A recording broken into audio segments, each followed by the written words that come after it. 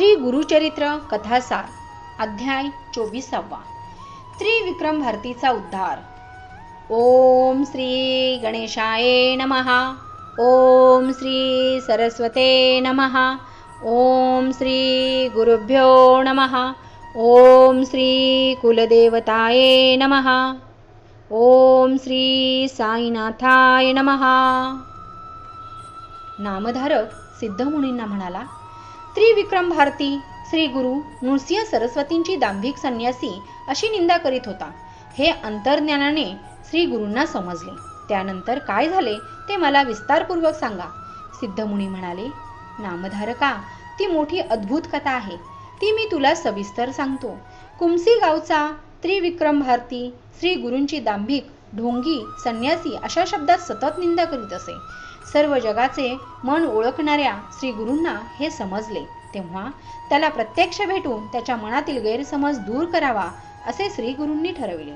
ही गोष्ट त्यांनी राजाला सांगितली. तेव्हा राजाने त्यांच्या प्रवासाची तयारी केली. पालखी सजविली. हत्ती, घोडे, पायदळ शृंगारिले. श्री गुरु पालखीत बसले. मग वाद्यांच्या गजरात श्री गुरूंची स्वारी त्रिविक्रम भारतीला भेटण्यासाठी कुमसी गावाकडे निघाली. त्याचवेळी कुमसी गावात त्रिविक्रम भारती त्याचे उपास्य दैवत नृसिंहांची मानसपूजा करीत होता. परंतु त्या दिवशी नृसिंहांची मूर्ती त्याच्या डोळ्यापुढे येईना.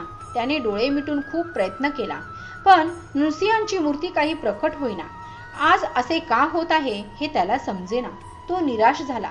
माझी आजपर्यंतची सगळी साधना व्यर्थ गेली अशा विचाराने तो अगदी निराश, उदास झाला. त्याने डोळे उघडून समोर पाहिले. तो नदीवरून श्री गुरूंची पालखी येत असलेली दिसली. त्या पालखीत त्याला त्याचे उपास्य दैवत जे नृसिंह त्यांचीच मूर्ती दिसली. त्या पालखीबरोबर जे सैनिक होते ते सर्व श्री गुरूंसारखेच दंडधारी संन्यासी दिसत होते. ते सगळे दृश्य पाहून त्रिविक्रम भारतीला मोठे आश्चर्य वाटले. त्याचा सगळा अहंकार गळून पडला. आपण पाहतो आहोत ते सत्य की भास त्याला काहीच समजेना. तो धावतच त्या पालखीजवळ गेला. पालखीत विराजमान असलेल्या नृसिंहाला, आपल्या उपास्य दैवतेला साष्टांग नमस्कार घालून तो म्हणाला, महाराज, आपण मला नृसिंह रूपात दर्शन दिलेत. मी खरोखर धन्य झालो. आपण ब्रह्मा, विष्णू, महेश रूप आहात. अविद्या मायेने मी आपणास ओळखू शकलो नाही. आपले स्वरूप केवळ अचिंत्य आहे. चर्मचक्षुंनी ते ओळखता येणार नाही. आपणच खरोखर नृसिंह आहात. आता मला निज रूपात दर्शन देण्याची कृपा करा. त्रिविक्रम भारतीने अशी प्रार्थना केली असता श्री गुरु प्रसन्न झाले.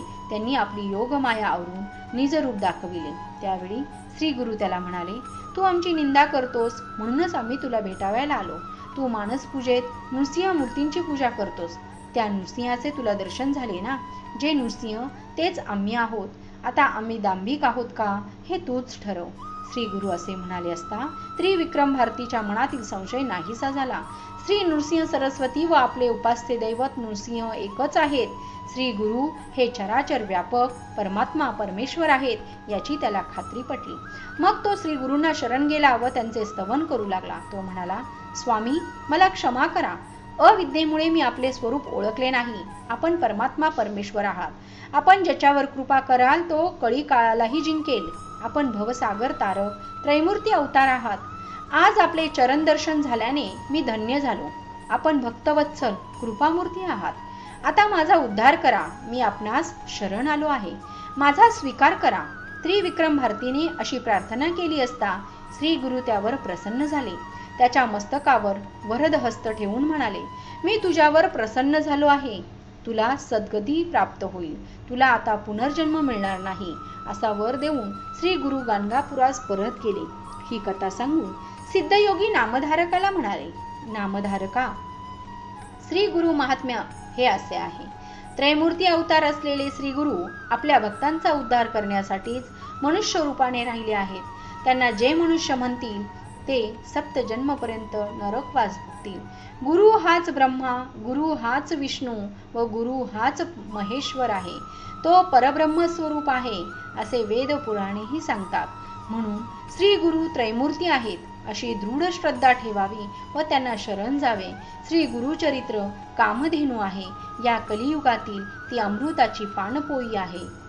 ज्ञानीजन ज्याचे सेवन करतात सरस्वती गंगाधर निश्चयाने सांगतात, हे श्री गुरुचरित्र जे भक्तिभावाने श्रवण पठण करतील त्यांना चारी पुरुषार्थाची प्राप्ती होईल. अशा रीतीने श्री गुरुचरित्रमूर्तातील त्रिविक्रम भारतीचा उद्धार नावाचा अध्याय 24वा समाप्त. श्री गुरुदेव दत्त.